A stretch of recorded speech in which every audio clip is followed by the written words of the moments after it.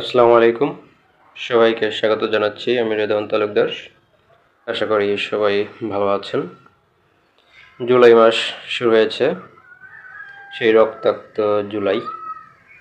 জুলাই মাস উপলক্ষে মাসব্যাপী দেশের বিভিন্ন রাজনৈতিক দল বিভিন্ন কর্মসূচি ঘোষণা করেছে।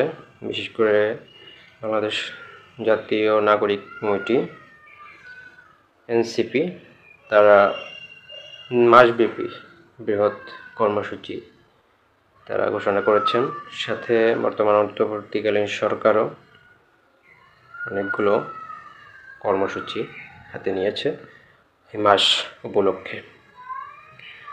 আসলে জুলাই, এই যে রক্তাক্ত জুলাই, এই বিপ্লবের মাসটা আসলে 1 বছর হয়ে গেল। আসলে বিপ্লবটা আসলে কি খুব জরুরি ছিল? কেন জরুরি ছিল কিংবা ছিল না? বাংলাদেশের মানুষ, বিশেষ করে ছাত্র জনতা, যারা আমরা আসলে এই অভ্যুত্থানে সম্পৃক্ত ছিলাম, তারা আসলে কেউই কিন্তু আওয়ামী লীগ সরকার পতনের উদ্দেশ্য নিয়ে কিন্তু এই অভ্যুত্থানে অংশগ্রহণ করিনি। আমাদের উদ্দেশ্য ছিল হচ্ছে জাস্ট কোটা সংস্কার। ছাত্ররা দাবি করেছে শুধু কোটা সংস্কার। এই কোটা সংস্কারকে কেন্দ্র করেই কিন্তু সরকার পতন পর্যন্ত গড়িয়েছে বিষয়গুলো। আসলে সরকার পতন করাটা কি খুব জরুরি ছিল? সরকার পতন না করলে কি হতো না? না, হতো না। কারণ ছাত্র জনতা কিন্তু কোটা সংস্কার চেয়েছে, কিন্তু যেটাকে আওয়ামী লীগ সরকার হয়তো খুব সাধারণভাবে ইজিলি এটাকে মেনে নিতে পারত, কিন্তু সেটা কিন্তু মানে নেয়। তারা এখানে দমন চালাইছে, নিপীড়ন চালাইছে, গণহত্যা চালাইছে এবং ছাত্র জনতাকে বাধ্য করছে যে সরকার পতনের 1 দফা পর্যন্ত যেতে।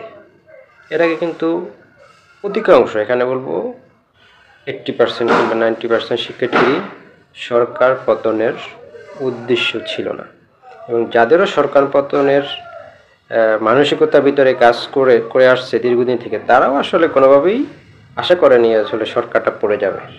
জামাত ইসলামও কোনোভাবেই মনে করেনি যে এই আন্দোলনে সরকার আসলে আমরা অংশগ্রহণ করলে সরকার পড়ে যেতে পারে। বিএনপিও কোনোভাবেই স্বপ্নেই ভাবে নাই। কিন্তু তারা যেহেতু রাজনৈতিক দল, দীর্ঘদিন থেকে সরকার পতনের আন্দোলন করছে কিংবা চাচ্ছে, সেক্ষেত্রে তারা চেয়েছে মনে মনে। কিন্তু সাধারণ শিক্ষার্থী আমরা যারা ছিলাম, তারা কিন্তু ধরুন এই যে বর্তমানে এনসিপি যারা নেতৃত্ব দিচ্ছে, এদের অধিকাংশই কিন্তু চায় না যে আসলে সরকারটা পতন হয়ে যাক, সরকারটা পড়ে যাক। তারা সাধারণ শিক্ষার্থী, রাজনীতি নিয়ে তাদের সাথে মাথা ঘামানোর ইচ্ছেও নাই। তারা শুধু কোটা সংস্কার চায়, কোটা সংস্কারই চেয়েছে। কিন্তু সেখানে আওয়ামী লীগ বাধ্য করছে যে যেন এই আন্দোলনটা সরকার পতনের আন্দোলন পর্যন্ত যায়। আওয়ামী লীগ একটা ছোট্ট একটা বিষয় কিংবা শিক্ষার্থীদের সাধারণ একটা দাবি, যেটা মেনে নিলেও আওয়ামী লীগের কোনো ক্ষতি নেই, কিন্তু সেটা তারা মানে নেয় না। মেনে এটা কিন্তু দমন নিপীড়ন চালিয়ে শেষ পর্যন্ত আরও আন্দোলন বেগবান হয়েছে, শক্ত হয়েছে। শিক্ষার্থীরা আরও বেশি রেগে গেছে, ক্ষোভে আসলে ফেটে পড়েছে, যখন তারা রাষ্ট্রপতির কাছে গিয়েও আসলে কোনো সুরাহা করতে পারে না। রাষ্ট্রপতি নিম্নতম তাদেরকে গ্রাহ্য করে না। এতগুলো লক্ষ লক্ষ শিক্ষার্থীর ইমোশন ন্যূনতম বোঝার চেষ্টা করে নাই, কিংবা ইমোশনের নিম্নতম মূল্যায়ন করে নাই। এর পর্যায়ে কিন্তু আন্দোলন আরও বেগবান হয়েছে। তারা আরও কিছুটা উগ্র হয়ে উঠেছে, আসলে ক্ষোভে ফেটে পড়েছে। যখন গণহত্যা চলতে চলতে একদমই রক্তে ভেসে যাওয়ার অবস্থা সারা দেশ, তখন তারা আসলে আরও ক্ষুব্ধ হয়েছে। সেখানে ছাত্রদের সাথে সাধারণ জনগণ এটা স্বাভাবিকভাবে নিতে পারে নাই, তারাও এখানে অংশগ্রহণ করেছে। তখন এটা আরও বেগবান হয়েছে, এবং একটা পর্যায়ে কিন্তু সেই কোটা সংস্কারের দাবি ছাত্ররা যেভাবে চেয়েছে ঠিক সেভাবেই সংস্কার করতে আওয়ামী লীগ বাধ্য হয়েছে। যখন অলরেডি আওয়ামী লীগের একটা কাঠামোটা অলরেডি ভেঙে পড়ে গেছে। সরকার ওই যখন আওয়ামী লীগ সরকার মেনে নেয় দাবিটা, তখন আসলে বলতে গেলে আওয়ামী লীগ সরকার নাই, অস্তিত্বে বিলীনের পর্যায়ে। তখন তাদের অস্তিত্ব নিজেরা টিকে রাখার জন্য আসলে ওই সময় ছাত্ররা যেরকম চাইছে, যত পার্সেন্ট চাইছে সেরকমই তারা সংশোধন করে দিয়েছে। এখন অনেকে প্রশ্ন করেন যে তাহলে আওয়ামী লীগ সরকারই তো কোটা সংস্কার করছে, তাহলে আবার পতনের কি প্রয়োজন ছিল? তখন এখান থেকে সরে আসলেই তো পারতো ছাত্ররা। ছাত্ররা কিন্তু একটা বড় অংশ তখনও আসলে ইচ্ছা নাই সরকার, এই মরে যাওয়া সরকার, পড়ে যাওয়া সরকারকে আর একটা ধাক্কা দিয়ে ফেলে দিই, লাথি দিয়ে ফেলে দিই, তখনও অনেকের ইচ্ছা ছিল না।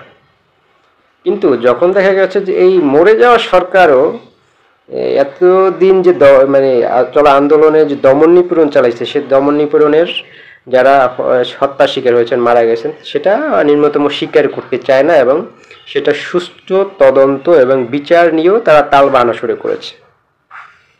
আবু সাইদের বিচার নিয়ে, বিভিন্ন জনের বিচার নিয়ে বিভিন্ন রকম তাল বাহানা শুরু করে দিয়েছে। তখন আসলে তারা এই সিদ্ধান্তে বাধ্য হয়েছে, কিংবা আমরা এই সিদ্ধান্তে বাধ্য হয়েছি আসলে এই সরকার ফেলে দিতে হবে, কারণ এই সরকার আমার ভাইয়ের হত্যার বিচার করবে না, সেটা আমাদের কাছে ক্লিয়ার। তখন কিন্তু নাহিদ ইসলাম এক দফা ঘোষণা করে, এবং এখানে অন্য রাজনৈতিক দলগুলো তো এই সুযোগটা কাজে লাগাইছে। হ্যাঁ, এতগুলো শিক্ষার্থী এক দফা চাই, সুতরাং এই তো সুযোগ, তাদের সাথে হাত মিলাইয়া আমরা আওয়ামী লীগ সরকার ফেলে দেবো। সুতরাং তারা এটার কাজে লাগাইছে, ছাত্রদের সাথে অংশগ্রহণ করে এই গণ-অভ্যুত্থানে সফল করেছে। তবে এইখানে কিন্তু ছাত্রদের এই গণ-অভ্যুত্থানের চাওয়া এবং ছাত্র জনতার এই আওয়ামী লীগ সরকারকে ফেলে দেওয়া এবং পতনের যে এক দফা দাবি, এই দাবির পিছনে যে আকাঙ্ক্ষা কাজ করেছে, কিংবা একটা আদর্শিক স্থানও কাজ করেছে, সেটা কিন্তু রাজনৈতিক দল জামাত কিংবা বিএনপির মধ্যে কাজ করে নাই। জামাত কাজ করছে, তাদের অনেকগুলো নেতা রেখে ফাঁসি দিয়েছে এই মানে ৭১ স্বাধীনতার বিরোধী অপরাধের দায়ে, সুতরাং তার শোধ নেব, সুতরাং এই এবং কিংবা তারা দীর্ঘদিন থেকে আমাদের নিষিদ্ধ করে রাখছে, সুতরাং এই সরকার ফেলে দিতে হবে, এরকম বিরোধী দলের যে এরকম খায়েশ থাকে, সেই খায়েশ থেকেছে। আর বিএনপি দীর্ঘদিন ধরে আমরা খেতে পারি না, আমরা না খাওয়া, আমাদের পেটে খাবার নাই, সুতরাং আমরা এই সুযোগ হাতছাড়া করা যাবে না, আমি সরকার ফেলে দেব, এই সুযোগে ছাত্ররা যেহেতু আছে, এই মানসিকতা কাজ করছে। কিন্তু ছাত্রদের ভিতরে কিন্তু যারা ছাত্র জনতা, সাধারণ ছাত্র জনতা, এইভাবে কিন্তু এই খায়েশ তাদের ভিতরে এরকম কাজ করে নাই আসলে। যাই হোক, এর পর্যায়ে আসলে সরকারটা পড়ে গেল, খুব মর্মান্তিকভাবে পড়ে গেল বলা যায়, কিংবা খুব ভয়ঙ্করভাবে পড়ে গেল, একদমই তছনছ হয়ে গেছে রাজপ্রসাদ সহ সকল কিছু তছনছ হয়ে গেছে হাসিনা এবং কাদেরের। এবং কিন্তু এ পর্যন্ত কিন্তু খুব যৌক্তিক এবং চমৎকার কিংবা বেশ আশার প্রতিফলন এই বিপ্লবের মধ্যে মানুষ দেখতে পেয়েছে। লক্ষ লক্ষ মানুষ, ঢাকা শহরের যে চিত্র, বাংলাদেশে এই চিত্র আর কখনো হয়েছে কিনা ৭১-এর পর সেটা আসলে হয়নি, এটাই বলা যায়, হয় না। সেই চিত্র দেখেছে পুরো জাতি, পুরো বিশ্ব। কিন্তু সেই বিপ্লবের ১ ঘন্টা পর আবার কিন্তু উল্টে গেল সব কিছু। ১ ঘন্টা পর আবার যারা আমরা বিপ্লব ঘটিয়েছি, কিন্তু যারা বিপ্লব ঘটিয়েছে তারাই আসলে এটা প্রমাণ করে দিয়েছে যে হাসিনা কাদেররা খুবই খারাপ, তারা গণহত্যাকারী। কিন্তু আমরাও আসলে হাসিনা কাদেরের মতোই, আমরা আসলে অতটা খারাপ না হলে আমরাও খারাপ, আমাদের চরিত্র বেশি একটা ভালো না। আমরা বিপ্লবী হতে পারি, কিন্তু আমাদের ব্যক্তিগত চরিত্রের সমস্যা আছে। কারণ আমরা বিপ্লবের পরবর্তী সারা দেশে যেরকম অরাজকতা কেন্দ্র, উচ্ছৃঙ্খল কর্মকাণ্ড, লুটপাট, এমন কোনো অপকর্ম নাই যেটা হয় নাই। সুতরাং সেই বিপ্লবের আশা আকাঙ্ক্ষা যে মানুষগুলো আসলে এই কাজগুলো করে নাই, যারা আসলে সাধারণভাবেই ভালো চেয়েছে, একটা মঙ্গল দেখতে পেয়েছে, কিংবা আকাঙ্ক্ষা করেছে ভালো কিছু এই বিপ্লবের মধ্যে দিয়ে, তারা আবার কিন্তু হতাশাগ্রস্ত হয়ে গেছে। সেই বিপ্লব সফল করার পরই আবার তারা মাটিতে পড়ে গেছে, হায় এই কি করলাম, কি হয়ে গেল, আমরা তো হাসিনা হয়ে গেলাম, আমরা তো কাদের হয়ে গেলাম, এরকম বিষয়টা হয়েছে। আর এখন পর্যন্ত কিন্তু বাংলাদেশের অবস্থা খুব বেশি ভালো না। এই মুহূর্তে দাঁড়িয়েও বলতে পারি বাংলাদেশের অবস্থা কিন্তু খুব ভালো না। বাংলাদেশের সামাজিক কিংবা রাজনৈতিক অবস্থা আওয়ামী লীগের আমলে যেরকম চলেছিল, তার চেয়ে যে খুব উন্নতি হয়েছে, এমনটা বলার কোনো উপায় নেই। অনেকে বলেন অবনতি হয়েছে। আওয়ামী লীগ গণহত্যা চালাইছে, সেই জন্য আওয়ামী লীগকে দায়ী করতে পারি, কিন্তু যারা বর্তমানে আছেন তারাও কিন্তু নানা রকম অপকর্মে জড়িয়ে গেছেন। বিএনপি এখন পর্যন্ত বিভিন্ন রকম উচ্ছৃঙ্খল কর্মকাণ্ডে জড়িয়ে পড়েছে।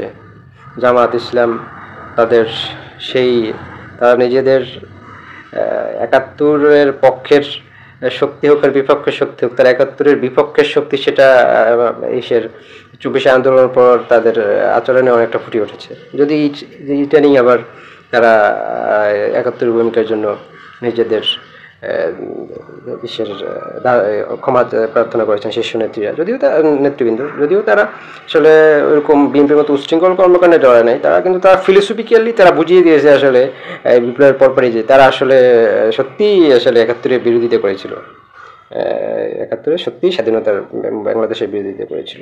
এটা তারা ফিলোসফিক্যালি বিভিন্ন কথাবার্তা দিয়ে বুঝিয়ে দিয়েছে। কিন্তু এই রিসেন্ট টাইম তাদের কথাবার্তা খুবই ভালো। তাদের শীর্ষ নেতারা ক্ষমা চেয়েছেন ৭১-এর ভূমিকার জন্য, যদিও তাদের প্রান্তিক পর্যায়ে তাদের নেতাকর্মীরা কিন্তু এখনও ৭১-কে খুবই বিরোধী কিংবা ৭১-এর বিরোধী মানসিকতা কিংবা মেন্টালিটি কাজ করে তাদের ভিতরে। যাই হোক, এই হলো অবস্থা। এমতো অবস্থা আসলে দেশের যে সেই বিপ্লবের আশা আকাঙ্ক্ষা বলতে গেলে সেই যে বিপ্লব যারা নেতৃত্ব দিয়েছিলেন, সেই নেতৃত্ব দানকারী তরুণদের যে রাজনৈতিক দল এনসিপি, এই এনসিপির ভিত্তি কিছুটা আশা আকাঙ্ক্ষা দেখা যায়। যারা আসলে ৭১-এর কথা বলেন, যারা ২৪-এর কথা বলেন, যারা সংস্কারের কথা বলছেন, সারা বাংলাদেশের মানুষ আসলে যারা আসলে সুস্থ চিন্তার মানুষ, তারা আসলে এই দলটার প্রতি আসলে এখন পর্যন্ত একটু আশার আলো দেখতে পান কিংবা আশা করেন যে এদের দ্বারাই হয়তো কিছু ভালো কিছু হতে পারে। এখন পর্যন্ত ভরসা আসলে বাংলাদেশকে সামনে এগিয়ে নিয়ে যাওয়ার জন্য বর্তমানে এখন পর্যন্ত ভরসা আসলে মোটামুটি ভরসা এরাই, কারণ বিএনপি তাদের রূপ দেখিয়ে দিয়েছে এতদিনে।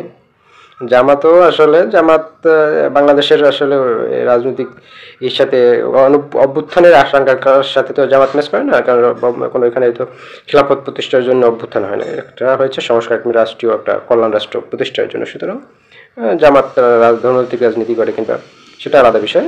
জামাতের মধ্যে অবশ্যই এটা আশা আকাঙ্ক্ষা প্রতিফলন হবে না জুলাই বিপ্লবের। তারা অন্যদিকে ভালো কাজ করতে পারে কিংবা অন্যদিকে তাদের ভালো দিক থাকতে পারে। জুলাই বিপ্লবের আশা আকাঙ্ক্ষা আসলে দেখতে পাচ্ছে অনেক মানুষ, যারা সুস্থতা চিন্তা করে ভাবনা করে, তারা আসলে এনসিপির ভিতরেই দেখতে পাচ্ছে, বিএনপির ভিতরে আসলে দেখতে পাচ্ছে না। কারণ বিএনপি আসলে নিজেদের আওয়ামী চরিত্রেই আসলে অভ্যুত্থানের পর নিজেদের উপস্থাপন করেছেন। যদিও এনসিপিও কিন্তু এই অভ্যুত্থানের পরবর্তী কিংবা প্রতিষ্ঠার পরবর্তী সময় মানুষ যতটা ইতিবাচকভাবে যতটা আশা দেখেছিল, তার চেয়ে কিন্তু বর্তমান সময় আবার কিছুটা কমেছে। শীর্ষ নেতৃবৃন্দ সব বিভিন্ন নেতৃবৃন্দের কিংবা তাদের বিভিন্ন রকমের কর্মকাণ্ড, যেমন তুষার নীলার কর্মকাণ্ড, এরকম বিভিন্ন নানান কিছুর কারণে আসলে কিছুটা ইমেজ নষ্ট হয়েছে কিংবা মানুষও কিছুটা বিব্রত হয়েছে এনসিপির প্রতি। তবুও আসলে অল্প হোক বেশি হোক, সামান্য হোক, এক ফোঁটা হোক, এই এনসিপি আসলে আশার আলো দেখায় এখন পর্যন্ত। একটা কিছু ভালো হবে যারা আসলে ২৪কে ধারণ করে, যারা আসলে মুক্তিযুদ্ধের চেতনা লালন করে, যারা আসলে বাংলাদেশের যে ঐতিহাসিক বিষয়গুলো, যে বাংলাদেশের সৃষ্টির পুরো ইতিহাসটাকে ইতিহাসগুলো আসলে যারা আসলে ধারণ করে বলে আসলে বিভিন্ন সময় তারা মুখে বলছেন। সুতরাং এই এনসিপির ভিতরেই টুকটুক একটু আশার আলো হাতছানি দিচ্ছে বলেই আসলে দেখা যায়। যাই হোক, সবাইকে ধন্যবাদ। আপনারা এতক্ষণ ধরে আমার কথা শুনেছেন, এই জন্য আপনাদের অসংখ্য ধন্যবাদ জানাচ্ছি।